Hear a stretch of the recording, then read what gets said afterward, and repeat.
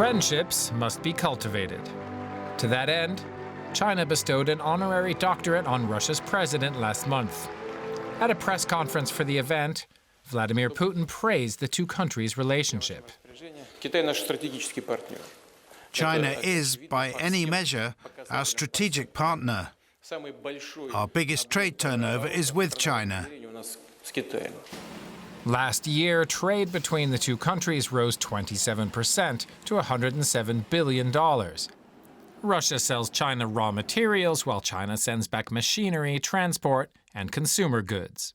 To increase trade, the two are investing in new transport links, like this cross-border bridge over the Amur River.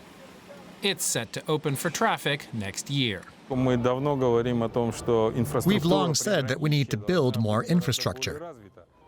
Right now, two friendly countries with a long shared border can't trade normally because they lack the proper infrastructure. Both presidents have promised to remedy that. They've met dozens of times in recent years, and the Kremlin says they have good personal chemistry as well. President Xi's visit to St. Petersburg has been in the works for a long time. China and Russia support each other diplomatically against anti-globalization, protectionism, and unilateralism. This fully reflects the high level and special nature of the two countries' strategic partnership. One thing unites China and Russia: their rivalry with the West. Russia has been hit hard by sanctions. China is living with the looming threat of a trade war with America. 30 bilateral agreements are set to come out of the summit, but the main aim here seems to be to send the West one message: we're just fine without you. Both Russia and China are permanent members of the United Nations Security Council, where they often block resolutions from Western countries, especially relating to Syria and Venezuela. Another key part of the Russian-Chinese relationship is increasing military coordination.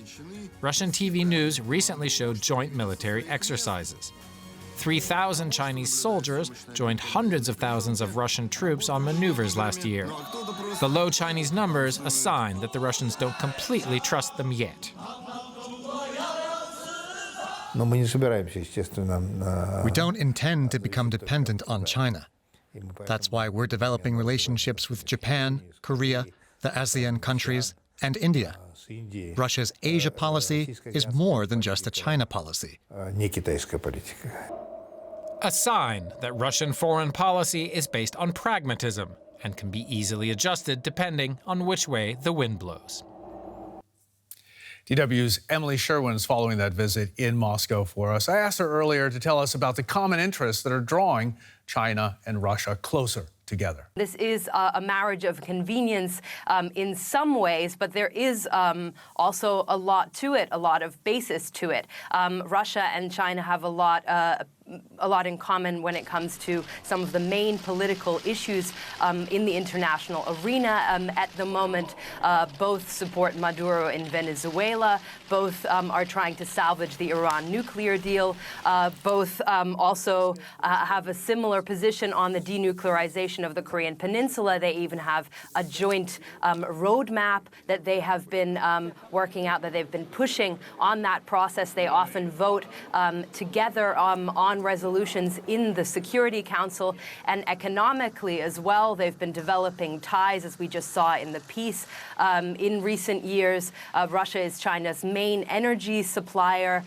China is Russia's main trade partner. So even though we have been hearing a lot of rhetoric from both sides about deep friendship, that isn't just hot air. There is also a basis to it.